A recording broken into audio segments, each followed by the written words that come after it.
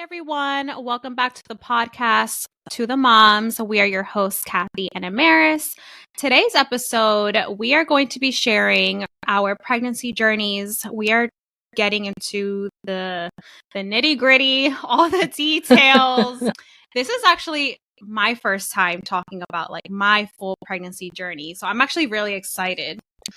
I'm excited for you because I think the people need to know. Yeah, and I'm excited to learn about yours too. I feel like we didn't really discuss it much.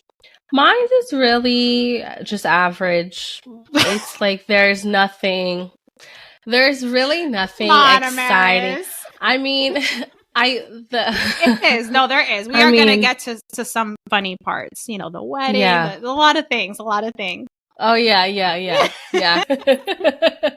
So I know you were planning to have kids. Both pregnancies were planned. Both pregnancies were planned. I was very grateful and lucky that I was able to get pregnant on the first try with both times. So when I was pregnant with Liam, so my first baby, I went in for my first ultrasound, I remember, and the doctor at the time, so she told me that she couldn't see like my left ovary because there was a cyst blocking it. She explained it as like a dermoid cyst, which is basically a non-cancerous tumor. But she was very dismissive. She was like, "Oh, it's fine. Like, you know, don't worry about it. You know, we'll deal with it later." So I was like, "Okay, whatever." So I didn't think much about it. Halfway through that pregnancy, my water ended up breaking early. So in that case, it's called PROM, PPROM. And I had all the labor signs. I was having contractions to the point that at one point they were like 2 minutes apart. So it was really, intense. And after I lost the baby, I was diagnosed with incompetent cervix. So really quick, I just wrote down definitions for both. So PROM, PPROM, is preterm premature rupture of the membranes. So it's when water breaks before 37 weeks of pregnancy. I know you had PROM with Thane, right? Yeah. You did? Mm-hmm. Okay. So PROM occurs in 3% of pregnancies and in less than 1% of pregnancies before 24 weeks, which was my case. So my case is less than 1%. So it's not very common. Right. And then incompetent cervix, there's another term also, which is cervical insufficiency. So that occurs when your cervix opens, weakens, or shortens too early in pregnancy. So mine began to shorten at around 16 weeks. And by 18 weeks, I was completely effaced, is what they call it, like when your cervix is thinned out. And I was starting to dilate. So that's how I knew, like, okay, I have, competent cervix. So after the loss, I knew I had to find a doctor that specialized in incompetent cervix. I was completely lost. Like I didn't know anyone that had gone through something like this. I was doing all different kinds of research. I was trying to find doctors, but nobody like specialized in that. It's not very common at all. Right. Especially in my area. So I remember joining a Facebook group. And I asked in the group, hey, listen, like this happened. What are my next steps? Like, what do I need to do? What kind of doctor do I need to be seeing? And everyone said a maternal fetal medicine doctor. Mm-hmm. So I was like, all right, I need to find somebody here in New Jersey. I don't remember if I found my doctor through Facebook. It might have been, or like just Google search. But I ended up finding someone, and it turns out he's like the best maternal fetal medicine doctor in New Jersey, like in the tri-state area. Yeah. And luckily, like he took my insurance, like it worked out perfectly.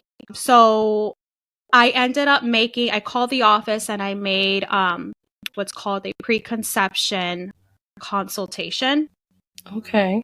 Yeah. So I went in for that appointment. It's basically just talking about like your plan, for your next pregnancy, if you're high risk. Mm-hmm. Right. So I brought all my charts, everything from the hospital. I had like literally the whole freaking textbook of paperwork that I brought with me. And he sat me down. He's like looking through everything. And he's like, first of all, like, I'm so sorry that this happened to you. He broke everything down to me in a way that it just completely made sense to me. Like, I felt so good in that appointment. He was just so nice, and he drew like diagrams for me, and he was amazing. It was a great appointment. And I felt for the first time since losing Liam, like, hopeful. You know, like, okay, maybe, you know, maybe I could get pregnant again and it'll be fine.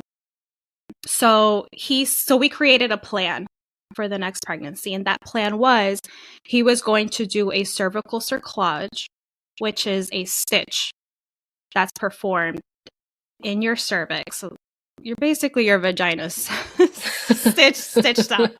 Right. Yeah. So he would do that at 12 weeks. But the first thing that I needed to do was get that dermoid cyst assessed. Right. So he sent me off to get an ultrasound. I went into the city and it was huge. It was on my left ovary, like I said. It was like the size of a baseball. Oh my gosh. I know. He's like, this is not nothing. Like, I don't know how that doctor could dismiss that. He was like, we need to get this taken care of right away. Right. So, yeah, I remember as soon as the results came in, he called me. I was at a bar with Blue, and I'm like in the bathroom because I didn't have service at the bar. And he's like, I'm sending all your information over to this surgeon that I know. Call him first thing tomorrow, make an appointment with him, and, you know, we'll take it from there. So I made an appointment with that doctor, I think the following week, or I don't know when, but it went well, and we scheduled a date for surgery right away. So the surgery was on September 30th. And it went well. My only concern was, okay, like, how soon do I have to wait until I can get pregnant again? He said after 2 cycles. So, bitch, that's what I did. That's what I did. Literally after 2 cycles, I was like, okay, we're going to try, you know, to have this baby. I bought the ovulation kit, you know, the little test strips. So we were doing that. So in the beginning of November, and I found out I was officially pregnant the day after Thanksgiving. Oh. Yeah. So I started testing early. I was like testing from day 5 DPO, or days of days post ovulation, right? Yeah. Is that the term? I think so. I don't know.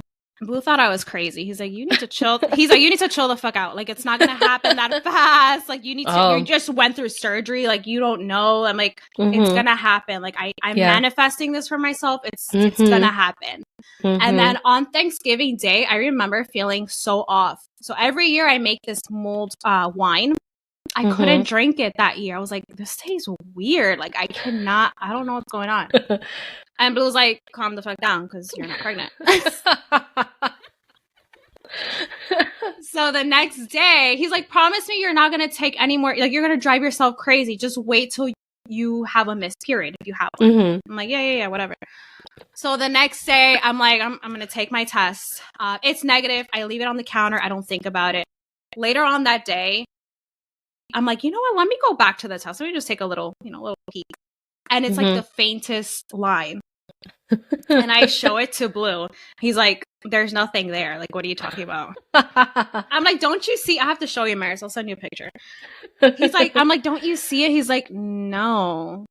I'm like, no, we're going to CVS right now. We're going to get like the digital, you know. He's like, it's not going to come up because you're way too early to test. Yeah. So we get the digital test, and lo and behold, pregnant. Oh my gosh. I'm surprised the digital test I know. Picked it up. I think I was 6 days DPO or something. Oh, okay. That's crazy. Like, I feel like that's crazy. unheard of. But yeah, so I found out I was pregnant, and we kept it like a secret. I was like, okay, we're not going to tell anyone because, you know, I wanted to confirm it with the doctor and everything. So we didn't tell anybody. Then, so I called, this was Friday, it was Black Friday. So I called the doctor's office on Monday and I was like, I'm pregnant. I need to make an appointment. Like, I feel like that call is always so awkward. Right? Yeah, it is. It's like, hey, so I'm pregnant.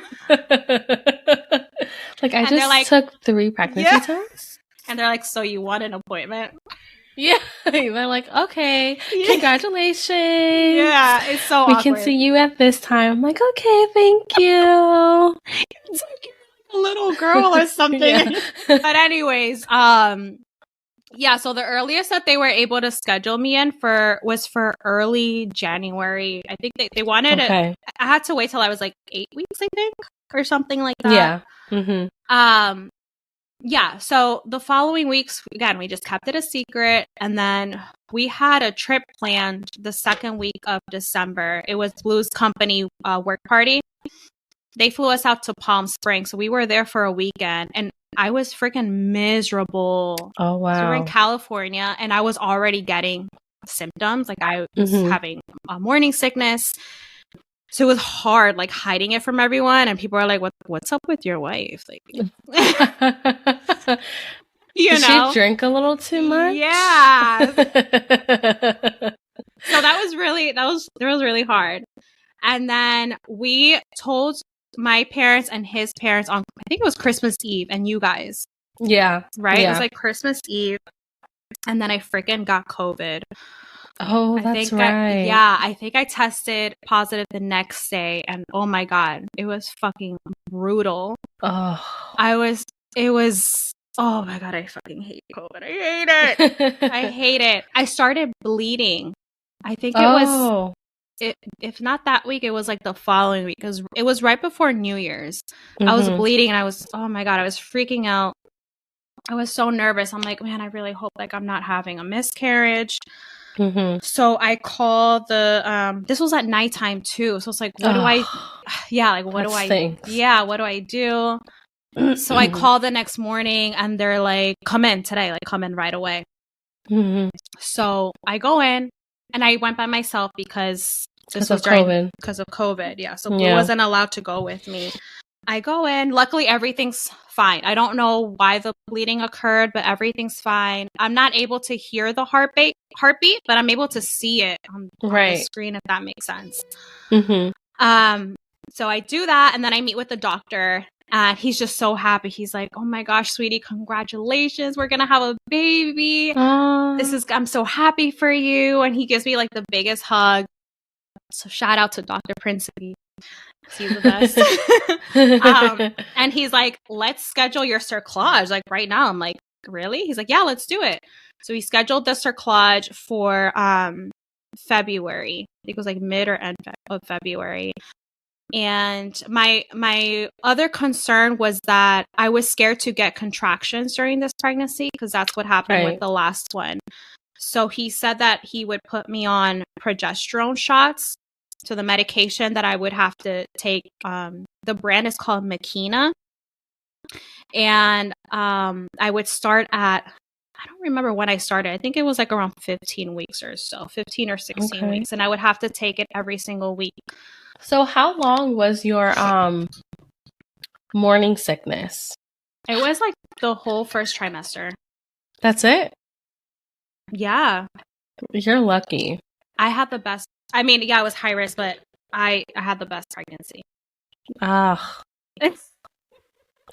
Not I. Real quick, my pregnancy symptoms with Thane, I was nauseous and miserable. The first trimester, barely ate anything. It's all a blur. Sitting on the couch, just miserable. I was literally on the couch 24/7 that first trimester. Miserable. I ate a lot of carbs. Me too. A lot of carbs during first trimester because that was the only thing I was able to like stomach. And with him, by I think 22 weeks, I no longer felt nauseous and I was able to like eat. So that was great. But with Cirilla, I had to continue my nausea pills until 34 weeks. No way. 34 weeks. See, I didn't know that. Yeah. With Cirilla, I was nauseous but hungry. Like I was eating. I was like, Abraham, I need some authentic Mexican tacos. Oh, it's COVID. No one really makes it. I learned how to make it. You're like, I'm determined. I was craving chicken and enchiladas one day. Guess what? I learned that is so how to make that. I wanted pizza. I learned how to make the type of pizza that I want. Cirilla made me learn how to cook a better, and healthier. So yeah. I ate a lot too during my pregnancy. I will say that. Like, well, in the first trimester, again, the only thing I could stomach were carbs. So I was eating a lot of fast food, like McDonald's. I was eating a lot of pizza. And pizza, yeah. Pizza and McDonald's were my best friend. Yes. Oh my God. I love like chicken nuggets and fried chicken sandwiches were my jam. And then they were so good. I just started to get like a little healthier, obviously, like later on. But yeah. With Thane, I got a little healthier, but I didn't eat the best with him. That's okay. But it's fine. It's okay. It's fine. It's all right. But let's go back to your progesterone shots. Yes. So I'm waiting till the day of surgery for my cerclage, and I don't leave my house basically because I'm scared to lose the baby. Right. I don't want to put any pressure on my cervix. And I don't want people finding out. I didn't have a bump, I don't think, at that point, but I didn't want, so. No one knew. So I just stayed home on the couch and ate Taco Bell, McDonald's. But day of surgery comes. I think I was scheduled for 10 a.m. and I got there at 8. The whole procedure was about 30 minutes. I remember the anesthesiologist coming in and talking to me about how everything was going to go. I go into the surgery room. They numb me from the waist down. So I'm awake for it, but I don't feel anything. Okay. But it was weird because I saw like a glimpse of it. Like there was like kind of like a mirror. I know. No. Yeah. Let me guess, you couldn't keep your eyes off. Yeah. I was like, what the? Oh my God. It was so weird. But it took about 30 minutes and then I think I was able to go home within a few hours. I want to say like 1 or 2. I was put on bed rest for the next 3 days. Had my follow-up appointment. Everything looked great. Like my cervix everything was holding, it was awesome. But again, I didn't want to leave my house. Right. So from 13 weeks to about 19 weeks, I really didn't leave the house much. I was very superstitious because I lost Liam at 18 weeks. So in my mind, I was like, I need to surpass the 18-week mark in order for me to feel relieved. Right. So I had my anatomy scan at 20 weeks. And then I think I announced my pregnancy around 21 or 22 weeks. So nobody knew except maybe 1 or 2 friends, you guys, my parents, and Blue's parents, pretty much. And then from then on, like I said, I enjoyed my pregnancy. Like I am one of those annoying ass moms who's like, I love my Yes, I did. I enjoyed it. I loved it. I loved being pregnant. I just felt so beautiful and I don't know. I love the kicks. I don't know. I was thriving. Like I don't know. I was happy. I felt relieved. And cause I was like, man, okay, this is happening. This is happening. Yeah. This is actually, it was starting to feel real. And I wasn't, scared anymore, especially after I passed viability week, which is 24 weeks. So real quick, if you have incompetent cervix and you suffer PPROM, if your water breaks before 24 weeks, I don't know how it is in the rest of the country, but I know in New Jersey, doctors they're not allowed to intervene before 23 weeks. Something like that. Which is really sad. Like they can't save legally. Like there's nothing they can do for you. Yeah. There's nothing they can do. They can't try to help you. Yeah. Ugh, it's terrible. So once you hit, that 24-week mark, it's like, we celebrated. It was great. So rest of the pregnancy was good.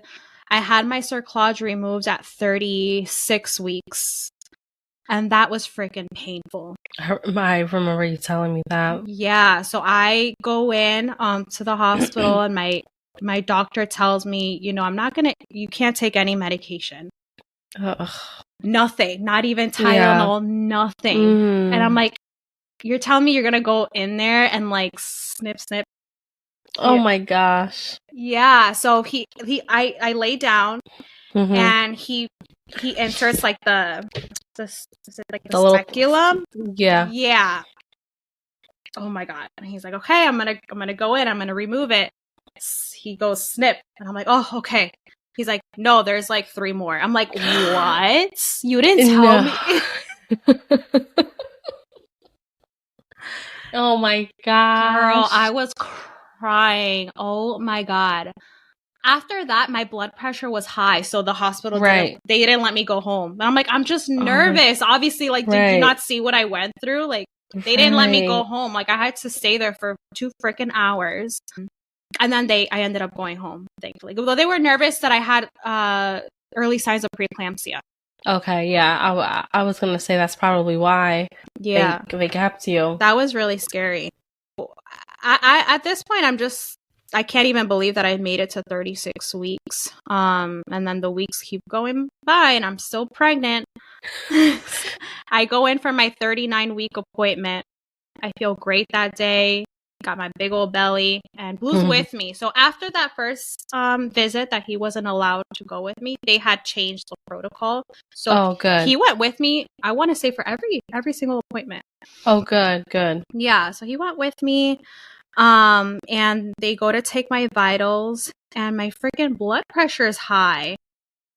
And I'm like, no, like, take it again. I'm fine. Yeah, the girl there, Natalie, shout out to Natalie. She takes my pressure again. She's like, it's high, girl. She's like, you might have this baby sooner than you thought. You might end up going to the hospital today. And I'm like, don't say that. Like, no. I was like, tell the doctor I'm fine. She's like, no, I gotta tell her. She's looking at me like I'm crazy. Right. So she's like, okay, we're gonna do a stress test on the baby just to make sure everything's good. So for the next 15, 20 minutes, I'm just waiting in this room. They have the monitors all set up on the baby.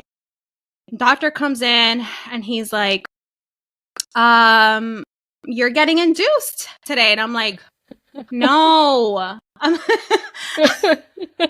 Well, I'm so disappointed at this point because I really wanted to go into labor naturally. Like I really thought that was going to happen. So that's 1. And 2, my hospital bag is at home. So I'm telling him, I'm like, I have to go home to get my hospital bag. And he goes, hell no. That's what he said. He's like, hell no. I'm like, what do you mean? I live close, please. Like I live 30 minutes away. He's like, absolutely not. He's like, after this, you're going straight to the hospital. He's like, you can send your husband later. Yeah, so we go straight to the hospital. I don't even have time to eat. He's like, you have to go. He's like, I already called the hospital. I have a bed reserved. They have a bed reserved for you. He's like, there's no time. Just go. I'm like, what the hell? And I don't know anything about inductions. I don't know how things go. So in me and Blue's mind, we're like, oh shit, we're about to have this baby like soon, you know? So we thought. Yeah. So you thought. Yeah. So I get to the hospital, and the nurses are just talking me through what induction is like. They tell me it could take up to 3 days. Most women, progress if it's your first time, like pretty quickly. So I'm like, okay, this is not bad. So they decide to give me misoprostol, I think it's called. It's like a medication that goes in vaginally. And it's supposed to help your cervix soften. I think so, yeah. And to soften. To thin out. And then I think once it thins out, they give you Pitocin. To start the contractions. So they tell me it can take up to 6 doses for it to work. So I'm like, okay, like at some point it's going to work, right? Yeah, no. And they have to they administer it every 4 hours. So this is day 1. First cervical check, after the first dose, nothing, no changes. The next few hours, they have me walking up and down the hallway, bouncing on that freaking ball, the peanut. and doing all different kinds of stretches to see if, anything changes. Nothing. No changes. So then the second dose is like early in the morning at some point. And I start having contractions. So I'm like, oh, this is good. This is thank good. God. Yeah, something, right? So they check my cervix. This is after dose number 2. Nothing. Oh my gosh. Not even a little bit. And since I'm having contractions, they're like, do you want an epidural? And I say no, because the contractions, they're intense, but they're manageable. So I'm like, okay, I'm fine. I'm not going to do it now, especially if I haven't progressed. That makes no sense to me. The third dose, again, nothing, no changes. So my doctor comes in and he's surprised that I haven't made any changes, but he's like, it's okay. Like, there's 3 more doses. We still have time. And if those don't work out, then we'll jump to alternatives. So I'm like, okay. The 4th dose, finally, I'm 50% effaced.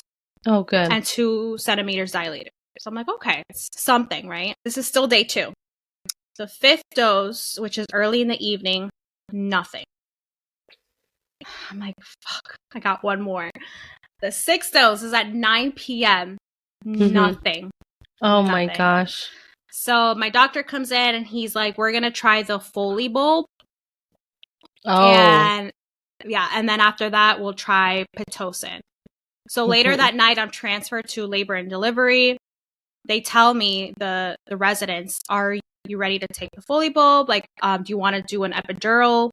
Most women do. And I'm like, no, it's fine. Like, how, like, is it really painful? They're like, yeah, but it's, it's manageable. So I'm like, okay, that's fine. I'm not going to do that epidural. Bitch. I know. I was going to say. Holy no, Amaris. That was literally, the pain. Yeah. Was unlike anything I've ever felt. Like, forget the cerclage, forget the contractions. Right. I was screaming. Like, in the movies, like the pregnant moms are like screaming down. That was me. Oh gosh. Yep. I was, oh my God. And I'm like, get it out, get it out, get it out. And the resident is like, we need to get permission from your doctor. I was like, no, like, get this thing out of me. And they're like, you can get an epidural right now. I'm like, yes, go get the anesthesiologist. Get me an epidural. So the anesthesiologist comes in, saves the day, and administers the thing. And instant relief. I'm like, oh my God. Oh yeah. Thank God. So the Foley bulb is still inside of me. And I forget how long it's in for. I think a while. Yeah, like a few hours. Yeah. And the residents are like, oh, you'll definitely be dilated to at least a 6. Like, this jump starts things. I'm like, oh, okay. I'm getting excited. I'm like, oh, great. Yeah, no. It comes out and they check my cervix. Nothing. Oh my gosh. I'm crying at this point. I was like, I need a C-section. And they're like, no, let's exercise all the options, because you don't want to go through that surgery. It's very intense. The recovery is really hard. So I will say I'm grateful for my doctor, in the sense that I feel like a lot of doctors, like, they just jump to the C-section, without, exercising all the options. So I really did it all. I did everything I could. But I'll get there to the C-section in a bit. So yeah, that didn't work. At this point, I think my doctor's sleeping. So another doctor is on call. He comes in. He's like, I'm going to break your water, and we're going to start Pitocin. It's definitely going to jumpstart things. And I'm like, I've heard this before. He's like, no. He's like, it's going to work. So they start getting everything ready for a vaginal delivery. Like, they start setting everything up. And I'm like, oh, okay. This is going to happen. My water breaks. And they tell me, just rest for a few hours. I'm able to rest. The Pitocin, the contractions are working. So I'm like, okay, this is working. This is working. My doctor comes in and he checks me. He's like, yeah, no, I'm sorry. We have to do a C-section. Right. And I'm devastated. And I'm like, really? Like, I can't wait just a little bit. He's like, no, because the baby's actually in a bad position. Oh, and wow. Yeah. And then when they had the monitor, his heartbeat, it kept dipping. Wow. So he was getting concerned. So he's like, we need to do a C-section, like, right away. Yeah. So yeah, I have this unplanned emergency C-section, and I was so heavily medicated, Amaris, that I wanted to throw up. Like, I remember being in the room. I get to the room, and I have a new anesthesiologist, and he's so nice. He's like talking to me about his daughters and his wife. Aww. And like, yeah, I really don't feel good. I feel like I have to throw up. Meanwhile, my stomach's like cut open. Right. They're taking my intestines out, because that happens when you have a C-section. A lot of people don't know that. I thought that was a myth. No, they take them out. They do? Yeah. Wow. Yeah, it's fucking weird. You don't feel it, but you feel like pressure. Like the pressure, yeah. Yeah, and like I'm like gagging, but it's like there's nothing, like it feels so weird. It feels like I don't have a stomach. It's like the weirdest feeling. And I'm like trying to throw up, and I'm like, I don't know what's going on, man. And then finally, Grayson comes out. He says it's a boy. You know, at this point, we didn't know what the gender was going to be. So that was really exciting. And the nurses are like, do you want us to put him near you? I'm like, no. I'm so delirious. I don't know what's going on. I was like, I felt like I was going to pass out. Right. So that was really hard. Like, I didn't get that, like, that first moment. Yeah, that first moment. I didn't get that with him. But yeah, I mean, it all worked out. He's a healthy boy. The next few hours just consisted of a lot of skin to skin and figuring out how to nurse, and that's basically it. That is basically my birth story, pregnancy story. Yeah. Yeah, well, mine is very interesting. Well, Thane. I'm excited to hear about this. Oh, gosh. Okay, so backstory. Thane was unplanned. He was unplanned because he was. I turned 25 years old. Then we bought a house. Yeah. I started a new job. So I turned 25, bought a new house, started a new job all at once.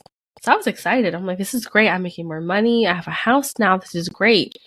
And I'm seeing all the freedom and joy that Abraham and I were able to have with higher salaries, a home, and everything.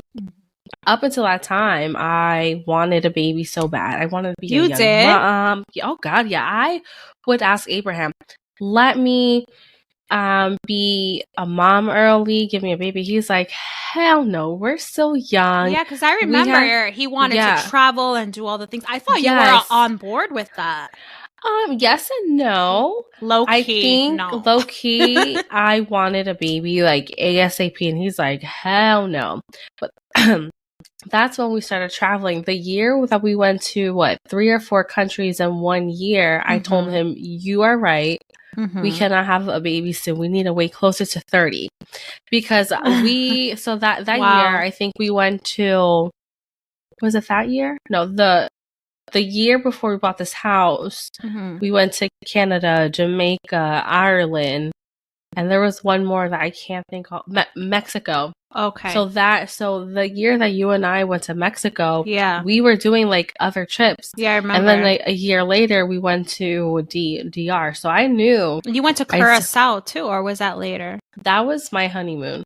Oh, shit. Okay. Yeah, that's like years. But I remember a couple of days before Thanksgiving, we were Abraham's coworkers and one of his girlfriends were here, and her and I, we get along, we have a good time together.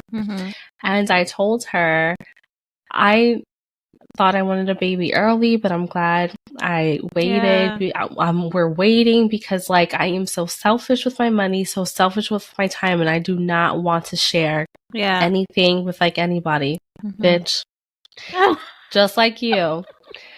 I think the next day was Thanksgiving, and Thanksgiving's my holiday. I love Thanksgiving because I get to stuff my face. No one's judging me, and I'm just so freaking happy. Everything tastes like shit. I'm like, yo, my aunt's cooking has gone downhill or something. Like everything tastes like shit.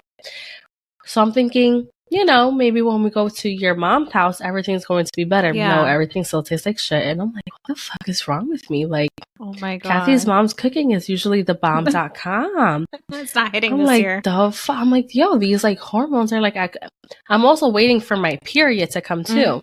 Okay. I'm like, the fuck is going on? Yeah. So then the next day, just like you, Black Friday, I wake up and I was like, how funny that we. How funny is that, right? Yeah. Black Friday babies, and they're both boys. Yes.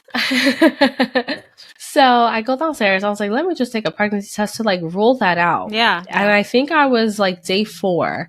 I think it was day 4 of my period not coming. I took the pregnancy test. I brushed my teeth, and in my mind, I'm like, I'm not pregnant. Yeah. I'm not pregnant whatsoever. Look at the test, and I'm like, I'm shaking. Now my bedroom is upstairs. I run upstairs. Abraham is dead asleep, and I'm like, oh shit, Abe, and I'm like shaking, holding it. And he's like, what's that? I'm like, it says it's positive. I'm pregnant. Oh my God, I'm pregnant. He's just like, take another one. So this time I'm like peeing in a cup, and I'm like forcing pee to come out because I just let out like my morning pee. I take the 2 pregnancy sticks, put it in the cup, and it comes out positive. And I'm like, are you fucking kidding me? So I run upstairs and I'm crying. I'm like, yo, I'm pregnant. I just brought my wedding dress. What the hell? I started this job I was so you bought your wedding dress before you found out? Yeah, I bought my wedding dress in October, and then a month later, either a month later or like 3 weeks later, I found out I was pregnant. Can you believe that? And you know what? I kind of suspect something was up because when we had taken our engagement photos, there was a point where Abraham's hands are on my stomach, and I was like, oh, I don't like that. Like, I look pregnant. And bitch, you were. Bitch, I was pregnant. I fucking was pregnant. So I'm like, oh my God, Dane, you're in there. So cute. But yeah. So I started freaking the fuck out, bitch. Let me tell you. Oh my God. We went into the car and I was like, you're taking me to LabCorp and I'm taking a blood test. Little did I know, you can't do that. Yeah. They can't just take your blood because you requested. So the technician was like, so why are you here? I was like, well, I just found out I'm pregnant and I need to take a blood test. She's like, where's your paperwork? I was like, what are you talking about? She's like, and then she explained it to me like, you can't come. That's so funny. So you really went there. Like, I dead ass didn't eat nothing. I was like, you're taking me here. I went in. I was like, a walk in, put other. And the girl was like, nah, that I legally can't do that. So on my way home, I am crying. That entire weekend, I was crying. And I was like, what are we gonna do? Because, like, I don't think I want this. He's like, what do you mean you don't know what to do? You and I are in love. We're getting married. We have a house. Yeah. We have a good salary paying job. Like, what are you talking about? He's like, you're not 16. I was like, well, I feel like I'm 16. I can't tell my parents I'm pregnant. They're going to kill me. He's like, what are you talking about? That is so like, funny. What do you mean? Like, we can't have this baby. He's like, and that's when he was it's so like, funny because he was the one that was so like, we need to wait, and you wanted initially a baby. Right. That's so funny. I think what it was, like, I turned 25 and all these like good things were happening I totally for me. Get it. Yeah. I was moving up in my career and I moved up pretty fast. So I was like, I'm going to be like an HR manager in a couple of years and then I can have a baby and become a mom. But I was just so freaked out because in my mind, this was not in my plan. And I'm a very big, I'm okay with change, but it takes me a while to be okay with it. So that was me like spiraling. And I was like, oh my God, like we can't tell anybody. But the secret was like killing me. So I'm like, you need to text your best friends that we're pregnant. I'm like, because they're not going to tell anyone. They don't know anyone that I would want to know. So by the end of the Thanksgiving weekend, they knew they were so happy. And I was just like, why is everyone happy for me? Like, oh my goodness. It's so funny. I'm like, I'm pregnant. And then my symptoms started like right away. We're having like your mom's leftovers, and Abraham's like, this is so good. I'm like, yo, this tastes like shit. I'm like, no. I can't eat anything, and I'm just on the couch, miserable. I was miserable, crying the entire weekend. Oh man. That Monday, I went into my manager's office, and I closed the door, and I was like, I have to tell you something. She's like, okay. And I was like, I'm pregnant. She's happy for me. And did you even call a doctor at this point? Like, what are you doing? Oh, yeah, I did. Okay. I called the doctor during lunchtime. During my lunch because, Black Friday weekend. Yes. I mean, not Black Friday, Thanksgiving weekend. Yes, yeah. So I told her, I was like, listen, during lunch, I'm going to have to make all these, like, appointments and all. She's like, okay, that's fine. She was so happy for me. And I was like, bitch, the fuck? Yeah. Why are you happy? So then I'm like crying. I'm like crying too. That is so funny. And then my coworker comes in. She's like, "Are you okay?" And I was like, I'm pregnant. She was like, I knew it. She called it. I was like, not to be TMI, but I was having like bowel movement problems. And I was like, I don't know what's going on. I feel like you always have bowel movement problems. Oh my God. We'll talk about that. I'm not even surprised. I know. And, and she told me, she's like, you're pregnant. And I was like, you're wrong. Not pregnant, thanks. So when I told her, she's like, I knew you were pregnant that day. Wow. And I was like, thanks for sending that energy to me. Thanks. But I just thought it was so funny. And looking back at it now, there were a couple of nights that I had to go back during third shift. Third shift starts at 10 p.m. and I had to go back to work to do like 401k stuff. And I would like just knock out like on the couch. And I was like, what is wrong with me? This is so weird. Oh yeah, that tiredness when you're pregnant is unlike anything. Like, what's going on? I'm so tired. Like, usually I'm fine. Like, I don't go to bed until like 11. And like by 11:15, I would have been home. So I was like, this is so weird. But you were I pregnant. Pushed it off. I was so pregnant then. Oh my gosh. So I make the appointment. Abraham comes in with me and I'm nervous. My doctor, she's so nice. Well, she's not a doctor. Hold up. She's a nurse practitioner. Okay. She was so nice. And she was like, what's this plan? I was like, no. I hate when they ask that. Why do they ask that? I almost feel like, because her follow-up question was, are we happy? And we said yes. Okay. So I almost feel like it's like an introduction to, not that they have to, but like an introduction of like, do you want to keep it? Do you want options? Gotcha. Okay. But I was like, yeah, we're happy. Just like surprise. And she's like, okay. She's very like quirky, very like nerdy. I like love her. So she confirms I'm pregnant. I think that same day, did I have my first ultrasound, or I scheduled to have my first ultrasound at like some point. Did you find a new OB, or did you go to the one that you've been going to? Or? Oh no, I've been going. Well, I never had someone because we moved here, and I was only concentrating on my like job and getting things unpacked. Right. So it's funny because the day that they confirmed my pregnancy, I already had an appointment to like get a wellness checkup. So when I called, they were like, I'm just gonna change it from wellness to pregnancy. And I was like, okay, thanks. So I didn't have to like wait. Yeah. But yeah. So I think a week later on my mom's birthday, because a week later was my mom's birthday, I was like, I have to tell her, like, it is eating me alive. Were you nervous? I was so nervous. So I called my sister because I knew she would pick up, and I was like, I need you to take the phone to mom and dad. She's like, they're sleeping. I was like, I don't care. Take the phone to mom and dad. Oh, shit. So I bring it out. So my sister brings the phone over, and I was like, I have to tell you guys something. And mom was like, what? I was like, happy birthday. And I'm pregnant. She's like, what? And I was like, I'm pregnant. And I'm like crying hysterically. And my mom's like, no, you're not. No, you're not. Oh my gosh. So I'm like crying. She's like, show me the test. And I kept the test, and I show her, and my dad's like, oh my God, it's there. It's how, yeah, you're pregnant. I was like, oh my God. I've been knowing since a whole week. I'm scared to tell you. They were like, what the hell? Like, you were scared to tell me. Like, what? So like, you're a grown ass woman. Yeah, they're like confused as shit. Like, why? So they actually come down that day because they were so excited. They brought me a balloon and flowers. How sweet. Yeah. There was this Dave's barbecue place. I forget like the name. It's like Dave's. We got a barbecue tray platter, and the chicken on the platter was disgusting. Oh, chicken no, you couldn't even enjoy it.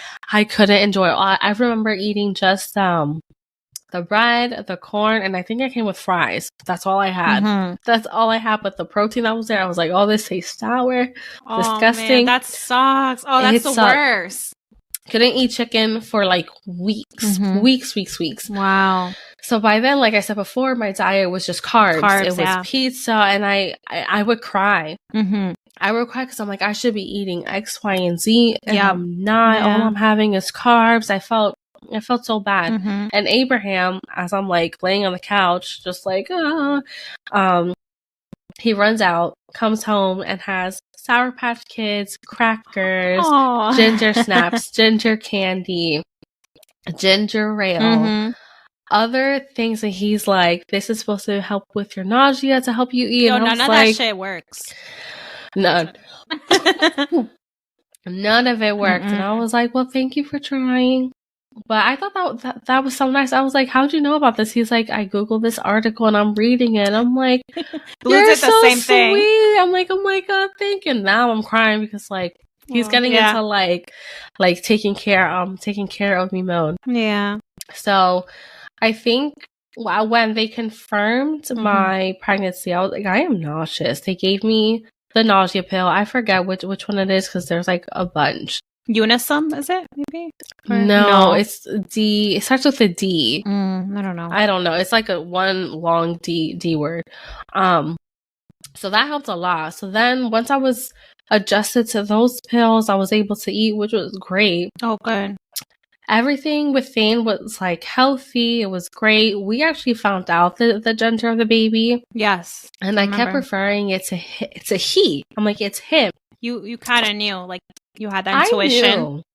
Yeah. In my heart, I was like, this is a boy. Aww. But Abraham was like, well, I want a girl. I was like, you're not gonna get that. I'm letting you know, like it's a boy. Mm-hmm. So we found out the gender together, and the technician was like, are you ready to know the gender? And I remember looking at her like, yes. And she's like, it's a boy. And Abraham was like, oh. And I'm like, I knew it. It's a boy. It wasn't like gender disappointment. Mm-hmm. He missed a lot in Jasmine's life. Oh, and he feels really bad. So, and I think in his mind, he wanted a girl so bad so that he can relive the moments that he missed. Oh, I love from that. Jasmine's life. Yeah. So that was like the only reason why he like really wanted a girl. I can understand that. Yeah. Yeah. So after we found out it's a boy, I think like a week later, I went to Marshall's. I was getting him like little bits of pieces. I didn't tell anybody. I was like, oh, we're not telling nobody the gender. It's fun, like keeping that secret. It is. It's like, haha, we knew. Yeah. So everything is fine. Blood pressure's fine. Everything is like fine. I'm starting to eat. But the stress of work is getting to me. I remember. At this point, we were quietly searching to replace my coworker because she just wasn't meeting. Like, I remember being sick so bad, and I should have stayed home, but I couldn't because I was like, I don't trust her. Wow. I don't trust her because the employees did not like her. Oh shit! Like, they will come to me and be like, I'm not talking to the like. They were pissed. Yeah. I'm not talking to this girl because every time I come, it's about payroll. Question, she like doesn't give me the right answers, but when I come to you give me everything I need to know. And I'm like, as an HR person now, you can't be like that. Like, these employees need to be able to trust you, especially if you're doing payroll. You told her that? No, because at this point I was like, I want her gone too. Yeah. Like, you're older than me. Mm-hmm. Like, I should not have to tell someone who could be my mom's age how to do your job. You have all this experience in the world. Yeah. And the employees don't trust you? Like, nah. I was like, she got to go. So we finally replaced her. We're training the new girl. Everything is fine. But now my maternity leave is coming up. Okay. And I'm like freaking. Cough. I'm like freaking out. You're freaking out. Why? Because of work? Because you don't. Yeah. Because you want to make sure that everything is done. Everything's in and order. I document everything for, you know, my coworker to do while I'm out. Well, that didn't happen.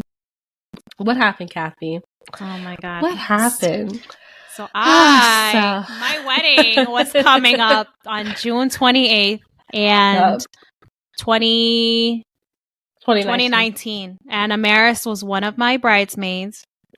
And I hear, not from her, I hear from a little birdie 2 days ago, she's not feeling well. She doesn't want to stress me out. She goes, don't tell Kathy, I don't want to stress her out. I'm like, I think my mom ended up telling, she was like, don't tell Amaris, but my GD told me that she might be in labor, but she doesn't want to stress you out. I'm like, really? Like, she doesn't want to stress me out. Like, hello? Yeah, so she didn't make it to the wedding. Because while I was, we had 2 parties to go to that weekend. One to visit your cousin's son's birthday party. And then the next day was my cousin's baby shower. At my cousin's baby shower, I was having Braxton Hicks that were not going away. And I did not feel good at all. And I looked at my husband and I said, we need to go. So I'm like, you had a feeling I had a feeling. I was like, I do not feel good.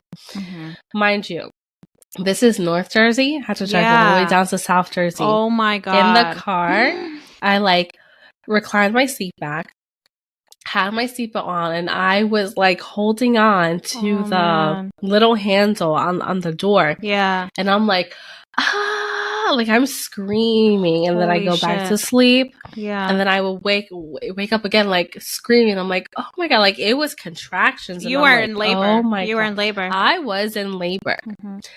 We finally get home and they stop. Of and course. I'm like, of course. The fuck? Like, are you? The universe wanted you to be like home. Yeah. Yeah.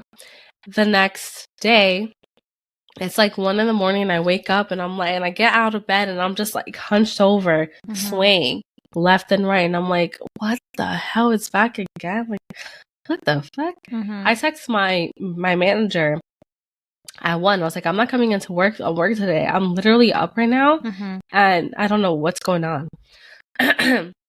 So then they stop. I don't have a diaper bag. I don't have a diaper because I'm a whole month. I give birth next month. Like July 26th was my due date. It was June, 23rd, 22nd. And I'm like, yo, I have nothing. Did you have not even the car seat, right? Or no, nothing. Everything was still in boxes because 2 weeks ago we had my baby shower, which is where I've revealed the gender that we were having the boy and his name. So everything was still in boxes because the week that I gave birth was my last week of work. Right. So once July came, I was going to do all the unpacking. Yeah, you thought you had all the time. I thought I had all this time in the world, but I didn't. So I downloaded this app to track my contractions. And I think you like track it like 5 times before they say it tells you. Yeah, I know. It tells you to go to the hospital. And it was like, go to the hospital. And I was like, the fuck I'm not. Like, I'm not going to the hospital. I'm like, no, the fuck I'm not. But then I start packing like a quick overnight bag because I'm like, just in case. And I wake up, Abraham was like, yo, this is what's going on. They stop, I'm able to go back to sleep. I'm like, cool.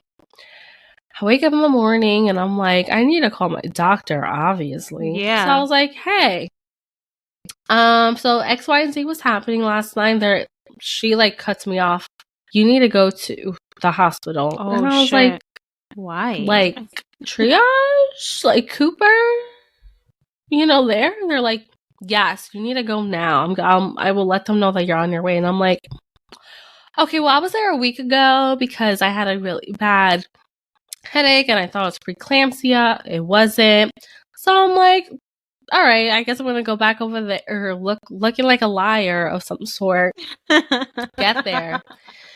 They check me. Huh. They're like, you're 3 centimeters. And I'm like, what? No. 3 centimeters. Then they asked me, did you take any drugs? Like they were asking me a bunch of questions. If I was a smoker, if I drink alcohol, like everything. And I'm like, no, but I eat a lot. Like I ate a lot this weekend. And I was pooping a lot. Do you think it could be? I don't think you needed to share all that. I'm like, because I'm in shock. I'm like, 3 centimeters. Like, I have a whole month left. What are you talking about? Yeah. So they give me an IV. Yeah, and if, you know, as a first-time mom, like, you're oblivious to everything. Like, you're so naive. You don't... Right. Yeah. I'm just like, what are you... So they have, like, the heartbeat monitor on my belly, and the other one, I guess it's like a stress one. I don't know. So then everything is fine. Then I go up to 4, and they're like, we're gonna get a... No, I lied. Backtrack. Because I was 3 centimeters, it obviously looked like my body was, you know, progressing. I had to get a steroid shot for his lungs because he was only 35 weeks and 2 days in my belly. So they were like, we have to give you this because it looks like the baby is going to be born. With that being said, I think in 12 hours, I take the second shot, or in 24 hours, I take the second shot. So regardless, I was saying, overnight. So they get labor and delivery ready because I am now at 4 centimeters. Oh, shoot. And they're like, we're going to put you in labor and delivery, and we're going to figure this out. I go into labor and delivery, couldn't eat shit. All I had was water, ice chips. That's all I had. So I'm there. They stop. They give me the second shot, and they're like, well, since you're not progressing, we're going to put you in prematernal care, which is where they still put the pregnant people that are not progressing. Okay. So I'm there, and I'm like, can I eat? Because I'm starving. They're like, yes, but if you poop, you have to let us know. I'm like, okay, yeah, sure. I ate. I pooped. I didn't tell them shit. Yeah. But guess what? Oh, shit. I started fucking contracting. Oh, man. And this that baby was coming. It was hurting. Oh, man. Hurting. I'm on the wall. And Abraham's passed out now. Mind you, he's been with me like this whole time.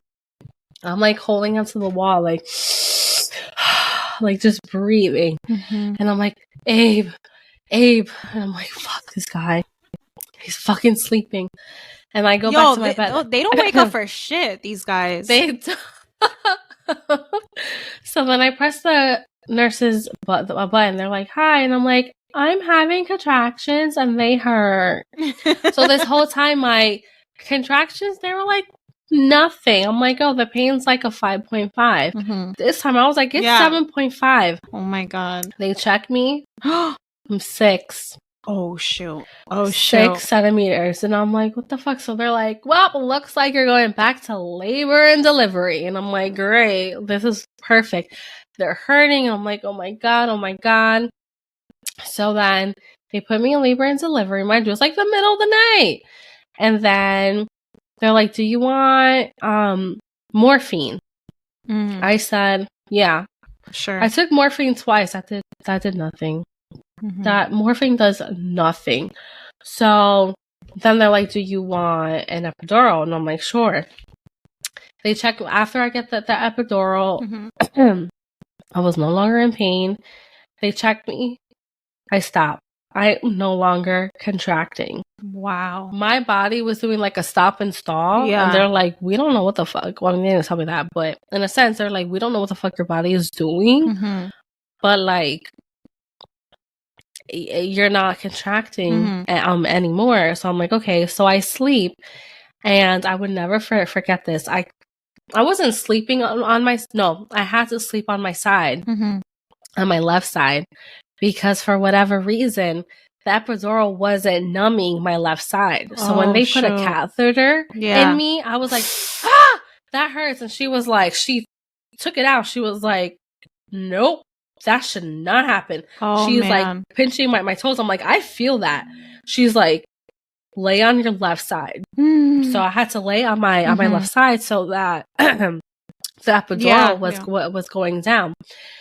So then at some point, the night nurse comes in, rushing to my room, puts me on my back, and puts an oxygen mask on my face. Yeah. I have no idea till this day what happened. Yeah, I have no idea. I don't know if I was losing oxygen or Thane was losing oxygen. I have no idea.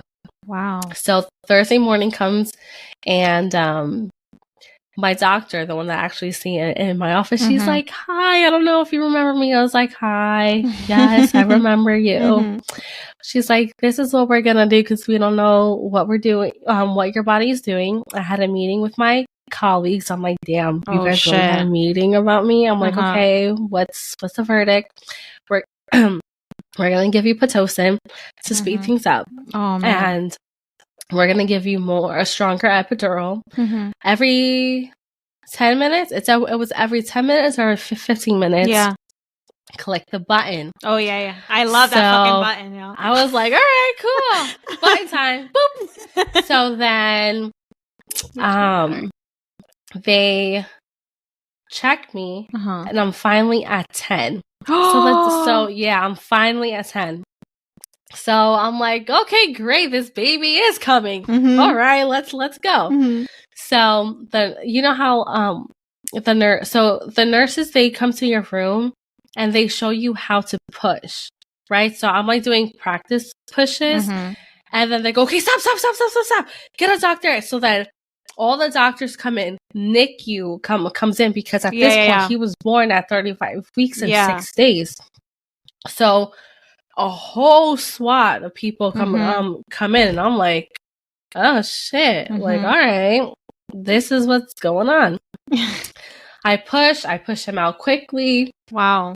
And they put him on, I think they put him on my chest quickly. Yeah. But then they had to take him because NICU had to like see him. Yeah. Aww. And I knew they had to stitch me up and everything. So I was like, and I also had to push out the placenta. Yep. So I was like, I'm not going to pay attention what's happening right here. I'm going to pay attention to the NICU team looking at things. Yeah. Aww. Thankfully, he did not need NICU whatsoever. And I'm so thankful for Seriously, that. Yeah. So thankful because, you know, you hear all these stories. Oh, yeah. And it's like, oh my gosh. So he didn't need NICU. They finally put him on my chest. So we began like breastfeeding. And I was just like, yo, he's here. Like, I have a kid. I'm looking at Abraham. I'm like, oh my God. And Abe's like, when's my turn to do skin to skin? So the nurse was like, well, he's been on the mom's. I think there's a rule. They have to be on the mom's nipple for a certain amount of time. I think so too. I forget. Yeah. But that time was up, and Abe's like, alrighty. He like takes the shirts off, and he's there, and I'm like recording on my bed, and they're like, all right, Mom, while Dad is with the baby, let's get out of bed and let's see if we can pee. Yeah. Could not get out the bed. They were like, no, you still need a little bit more time for the epidural to wear off. I'm like, okay, cool. We finally get something to eat, and I'm like, this is great. I love it. So our stay was like nice. That's awesome. After we went to the postpartum room, it was great. I loved it, and I was really questioning. I was like, is he really premature or not? And like the nurse was like, I've seen a lot of preemie babies. Right. Your son is a preemie baby. Yeah, thank God. He was right. Thank God. And that's I was like, you sure? Because like he didn't need NICU. He's fine. They're like, no, he looks exactly like a preemie baby. Yeah. Like, all right. So the staff there was like amazing. They were great. No complaints. That's amazing. I'm glad that you had a good experience there. I did. I love my hospital too. I love my hospital. It gets a bad rep because it's like it's in that location. Yeah, but I mean, it's mine good. too. Mine's in Patterson. Yeah. So I'm like, just because it's in Camden doesn't mean anything. Like, it's really fucking great. It's a great hospital to have your kid. Yeah. So everything goes well. I look batshit crazy during those first couple of days in the hospital because, like, I had nothing. Abraham, like, went home at one do time all the things to get, like, all these, like, random stuff. And I was like, this is not how I pictured me being in a hospital, but whatever. That's okay. And thankfully, the hospital does provide you with so many things. Right.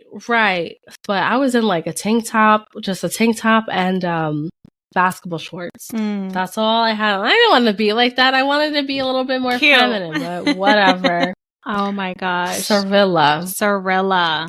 She was planned. Yes. And she was planned because that's when Abraham was like, yeah, you could be a stay-at-home mom. After so this was before? This was during COVID. No, I'm saying when you guys had that conversation, it was before you started trying for Cirilla, or? So we had the conversation. Thane turned 1. Okay. And then we stared trying. Gotcha. So I got pregnant fast. Just like you, I got pregnant super fast. Found out I was pregnant by like August 4th. When I was 8 weeks pregnant. Grayson's birthday. Oh my gosh. August 4th. Yeah. So I found out on August 4th. Wow. When literally the day I turned 8 weeks, I started bleeding. I woke up in the morning. So same thing like as a me. Massacre. That's what happened to me. Massacre in my underwear. And I was like, what the fuck? Your aunt was like working. So it's not like I had a woman's like opinion to like say. Right. So I start like crying. I'm like, dude, I'm having a miscarriage. Like clots were like coming out of me. And I was like, what the fuck? So then I called the doctor's office and they're like, did you have sex? Did you do this? All my responses was like, no. They're like, let me see what I can do because you need a vaginal ultrasound to like confirm like what is going on. They call me back and they're like, you can go at like 2. So then I end up going and I end up going and the technician confirmed that everything was fine. It's that your uterus cleans itself out. Like, if you did not have your last period, it cleans itself out. That makes sense. So I'm like, okay. So then... So it was like old blood, I guess? Or... Yeah. Okay. It was. So I was like, okay, good. Your aunt comes home and she was like, I'm sorry you went through that. But, like, that's kind of normal. Like, that happened to, like, me, too. Yeah, happened to me, too. I was like, okay, I didn't know that. I'm, like, crying. She's like, it's okay, baby. Like, it's fine. So, like I said before, Cirilla made me nauseous until the 34 weeks, but, like, I had to eat, like, good. I just had to eat well. Pregnancy with her, I was put on restrictions because of what happened with Thane. Okay. My file was not thick. My file was so thin that MFM was like,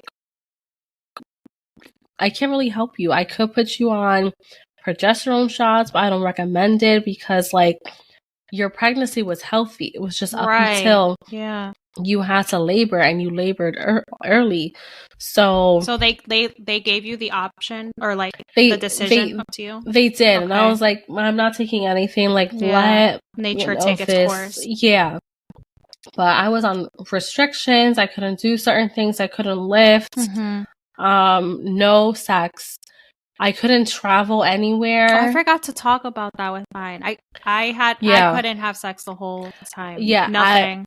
Nothing. I thought I had like an extra week left, but then I went to my appointment and the doctor was like, no sex. I was like, I thought I had 1 more week. He's like, no. Yeah.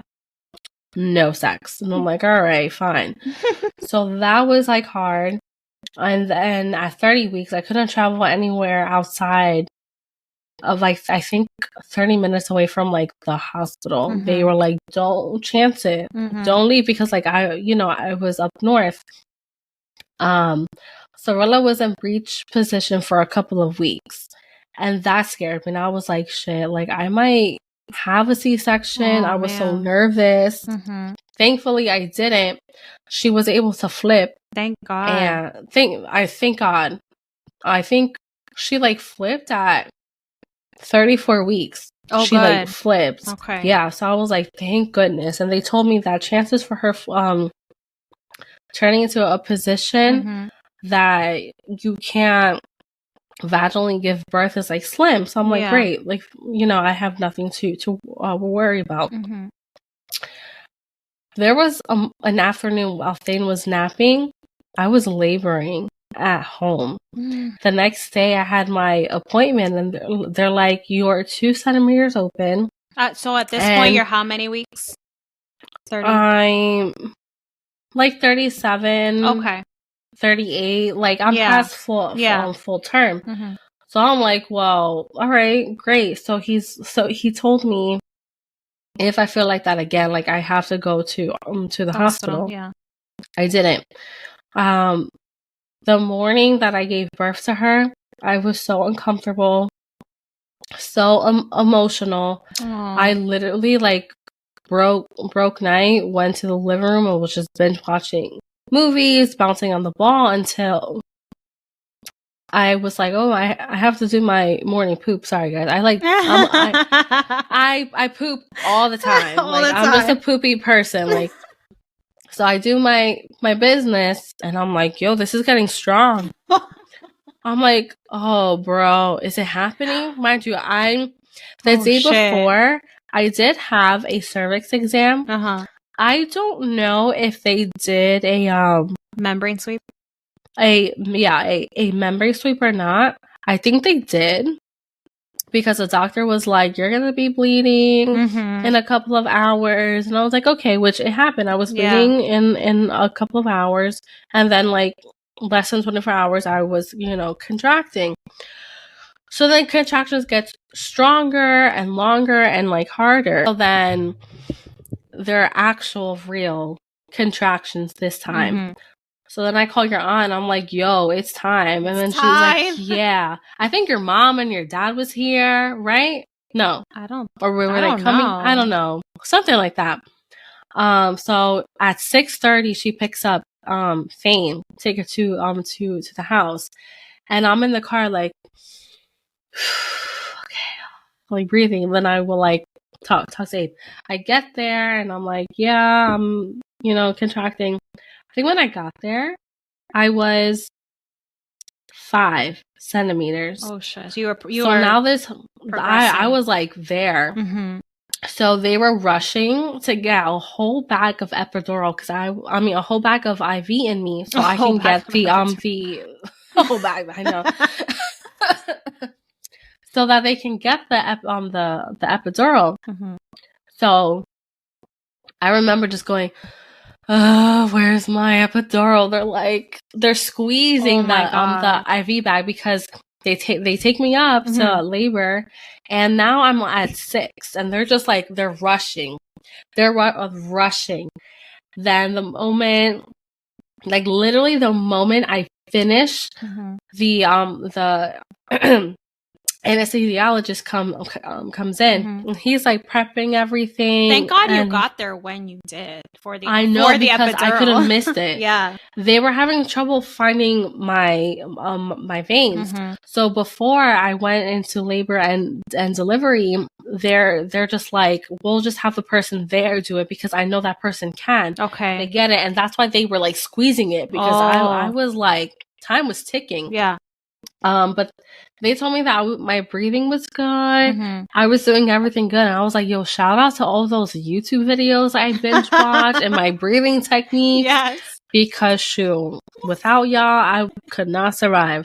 So he gets everything ready and he's like, you need to tell me your name, your date of birth, and if you consent. He's like, but not when you're having a contraction. Okay. During a contraction, I was screaming my name. I screamed my date of birth, and I was like, yes, I want an epidural. And he was like, all right. And it was in there. And I was like, I remember I'm holding Megan, and I'm like, yeah, Megan, and this was the time when it was COVID and you had to give birth with a mask. And I was like, oh Megan, my God. I was like, I'm taking the mask off. She's like, it's fine. This is why I have mine on. You're good. And I'm holding her shoulders. And I'm like, Megan. She's like, you're doing so good. And Abraham is outside laughing. Oh my God. He's like, yo, this girl. Epidural is finally in me. They put the peanut ball between my legs and Cirilla was coming fast. The resident comes in. She's like, all right, I'm going to check you. As she's like, this is going to be graphic. She's inserting herself in me to like check me. Right. She breaks my water. Oh, my water breaks. And I felt it. And I was like, did you just break my water? She's like, I did. That was not my intentions, but you're fully dilated and your water broke. Let's do some practice pushing. Oh my God. And I was like, okay, so I'm doing the practice on pushing. They're like, all right, stop. Doctor comes in. This time is different. There's not a whole team of like anybody there. It's one resident, one doctor, one nurse, and I think one more person. I don't know who that person was. I don't know if she was a second nurse or a second resident or an intern. I have no idea, but it's less people. They're helping me. In like 12 minutes, I pushed her out. Wow. 12 minutes, I pushed her out. And that's amazing. Amazing. Immediately, they gave me her. And after 2 hours, my nurse comes back and she's like, all right, I'm going to take her, I guess, her vitals, her weight. And I was like, oh, with my son, they like did all that first. And she was like, yeah, because your son was preemie. Yeah. And I was like, oh, and me and Abraham were like, things are like different now. Different like, experience. This is kind of weird. I was able to get lunch right away. So you had a better experience. For sure, I had a better experience in the sense it wasn't like, yeah, he's coming today and then he doesn't come. Right. Or he's coming today and he doesn't come. You know, it was, no, we're having a baby today. Like the moment I went in there and the first nurse I saw, Abe was like, what are the chances we're having a baby today? She was like, oh, you're having the baby today, like before 6. And I was like, really? And we're like telling her everything. She's like, yeah, I registered her. There's not much in there, but no, you're definitely having a baby. And they say the second one is easier too, from what I've heard. She came out fast. Wow. Homegirl was ready to come out. She was like, all right, girl, let's go. Let's go. So labor and delivery with her was so fast. It was so enjoyable, and I just love the moment when they put them on your chest for the first time, and it was just like, yo, this is her. This is great. So yeah. Oh, I loved your stories, Amaris. Yeah, I love them too. Thank you. All right, guys, that's all the time we have for today. Thank you so much for listening. I think the next one that we do will be a part 2 in continuation with this series. We're going to talk about postpartum. Yes. So stay tuned for that. All right, guys. Bye. Bye.